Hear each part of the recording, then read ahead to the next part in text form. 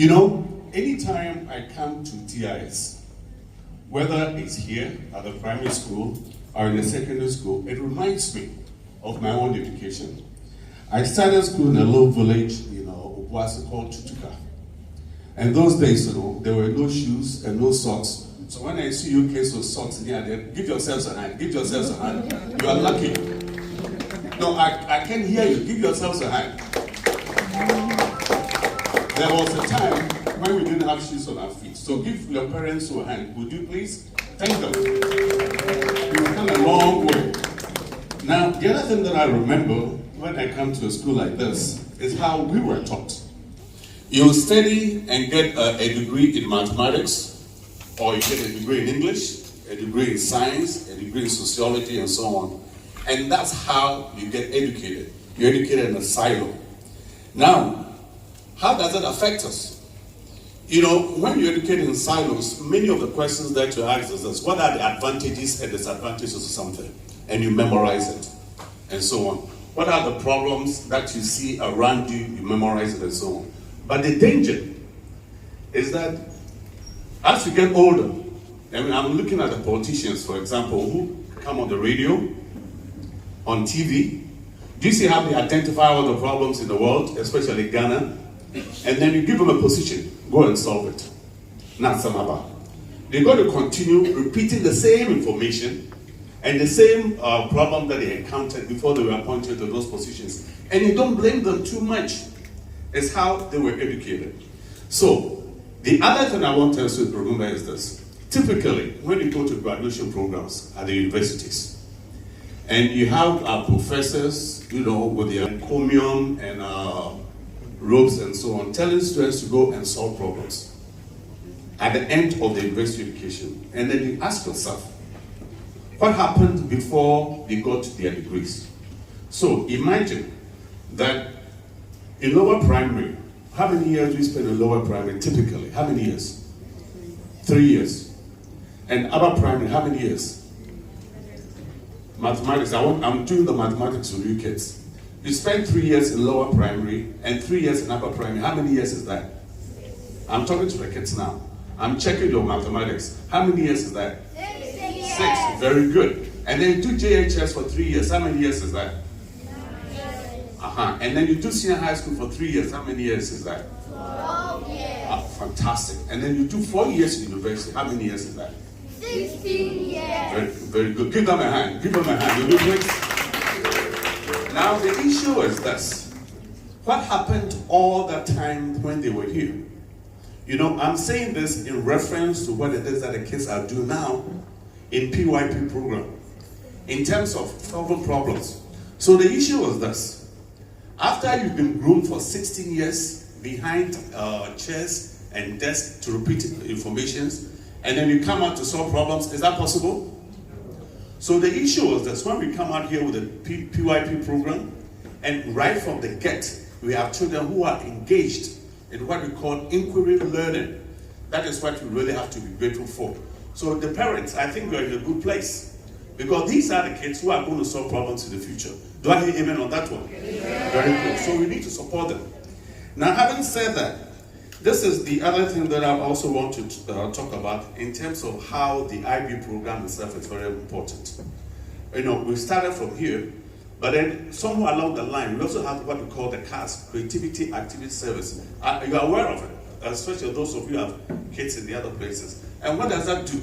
And I wish we would do that all over this country, where now, as young as the kids are, they are in places where they are making a difference. Even in terms of having, and I've been with them, in terms of building schools for the children. Are you with me? They make cement, they make sand, they make the blocks, and they stay in the villages with the village people to build schools for the kids. Now, that is education. That is where you begin to expose you what your humanity is. And then having done that, now we'll go back to the schools, to the kids who are not as privileged as they are, and teach them English, mathematics, and so on. Can you imagine that if all the secondary schools in this country, from Accra to Wa, were so engaged when we want to make a difference in the lives of the children?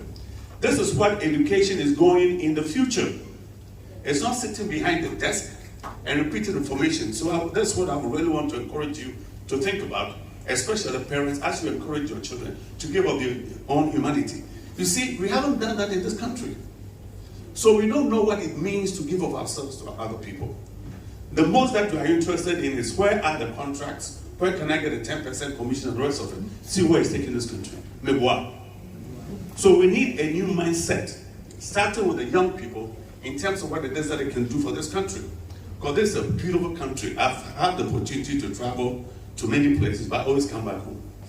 Now, let's look at how we are raising our young people now. You know, again, I relate that to my own education, where nowhere along the line were we even asked to express an opinion. The opinions were expressed by the teachers, and whether you like it or not, we are supposed to produce those opinions. You are supposed not to be seen, and you are supposed not to be heard. All of that have changed. As we go around here to look at the project that the children are doing, and where they speak to what it is that you're doing, and where they imbibe in their spirit the purpose for which they do what they're doing, this is really the crux of the matter and where we are going in the future. I want to relate to how Singapore developed. Now, Lee Kuan Yew was in Ghana in 1964. And he had come to Ghana because he heard about Kwame Nkrumah and all the great things Kwame Nkrumah was doing for Africa. So he wanted to be part of it. But when he came here in 1964, it was February, he left very disappointed. He said, what's happening to this country? They use their best brains to study Latin and Greek. Say, are you Latinos? Are you Greeks? And then, this is an agricultural country. You have a rich, fertile land. Nobody is interested in studying agriculture because the way the colonial system developed us was that we need to sit comfortably behind in an office and not soil our hands. Do you see how things are changing? Now, when I look at what these kids are doing in terms of the sustainable development goals, one of the first things that I want us to even suggest, and I want you kids to understand that, but it started with the first African Secretary General of the United Nations. What's his name? He's from Ghana. Do you remember him? Ever heard of Kofi Annan? He started what we call the Millennium Development Goals, which evolved into the Sustainable Development Goals. So the point I'm raising is that you guys are born leaders. Let me repeat this. You guys are born what? Leaders. I didn't hear you. You are born what? Leaders. Fantastic. You are going to continue from where the great people in Ghana left off. And you are in such a privileged position. Because you know what they say in the Bible? To those to whom much is given. I didn't hear that one. To those to whom much is given. And you see that we are expecting from you. So give yourselves a hand. Yeah. So having said that, let's look at what the kids are doing. Okay? And also, I also want to mention this other point here. In the IB program, there's something called concept, context, and content. Let me repeat that. Concept, context, and content. This is what we see here. So for example, if you look at the global standards in water and sanitation, that's a concept. But we have to relate it to Ghana and how it's going to benefit us. And I'm telling you this because we never had that opportunity. I studied with the O levels, and you studied the geography of Europe, of the United States, of Australia. But our own matters were not regarded as important by the colonial government. So as I'm talking to you now, as we begin to look at what the kids are doing, see it's relevant in a local context. For example, when we begin to look at how we go to, we look at climate change, sometimes we think these things are not important, but they are.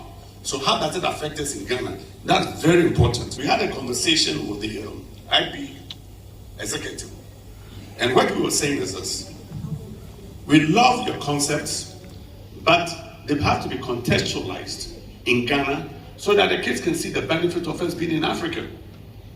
We are tired of crossing the Sahara, crossing the Mediterranean, going to places where we are not wanted. When in Africa, right here, we can develop whatever it is that we want. So that is when we begin to look at the sustainable development goals. These are the things that I want us to look at. So I want us to also look at global health, because the children will be talking about that. We are not talking about global health only as a concept. How does it affect you and me? What does it affect us going into the future? These are the very important questions which the children are addressing today. And also the conservation of our natural resources. You know, I travel quite a bit in this country. And I remember flying from Tamale to Kumasi. And you won't believe the wastage of our resources because of galamsey. These are issues that we want to address, and where important, where we can even write to parliamentarians that this is how we are destroying our country, because we are talking about that in these days. Are you with me? One of my favorite girls is going to talk about gender equality. And you know what that means? When we were growing up, you won't believe this. Parents would get just the boys to go to school, but they want the girls to clean after the boys when they come back. Things have changed. When you look at people who are making a difference in the world right now, a lot of them are women. So I'm glad that we are talking about these things as well. And also, what are some of the social problems that affect us on a day-to-day basis? This is not academics. We want to begin to look at how the children are taken handle on these particular issues. On that note, parents, thank you very much for coming. We're going to have a wonderful time, and I'm looking forward to going around to see what the kids are doing. On that note, thank you, and let's have a wonderful day. And thank you. God bless us all. Thank you.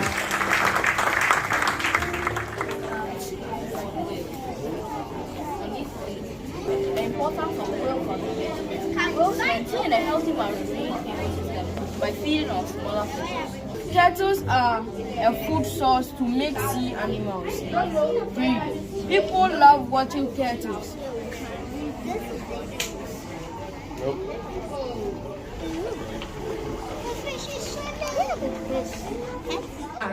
The importance of a greenhouse is customization. In a greenhouse, you can control anything that goes on there.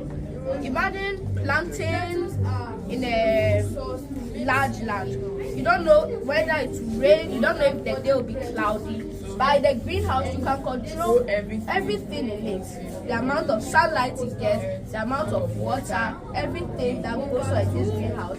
American mathematician. She studied geometry for space travel. Okay, tell us, what level are you now? Grade 6. And you are which level? Okay, so they paid you, and you worked together right from the beginning? Very good. How did you plan this? So first, when we're choosing our topic, we research about all the UN's SDG topics, and then we found that gender equality is the most topic that we were more interested in. We found that girls around the world don't have more opportunities, but yet boys have more opportunities. Very good. How did you decide to work together? So, the first time I worked with her, I was a bit shy and I didn't really feel comfortable. But then when I got to know her a bit, like I found out she had a lot of ideas, and I learned from her more, and she learned from me. Good. What are you using the computers for? The laptops? What are you using them for? Yeah, you can talk to us now. What are you using the laptops for? For the computer. Good. Can you demonstrate one? Like, what do you want to do? There's a question, like, what is a city? Good. And like, there's submit. Yeah, good job. And I have seen that TX has done a very good job by assisting in molding my daughter, and she's just coming and flagging like that. I really like that. So what about the one here? Yes, the one here has also picked up very well.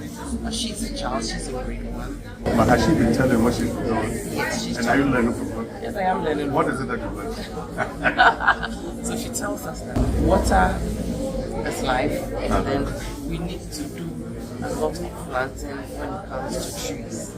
So the more trees we have, even at home, in our environment, the more we get to save life. Thank you so much.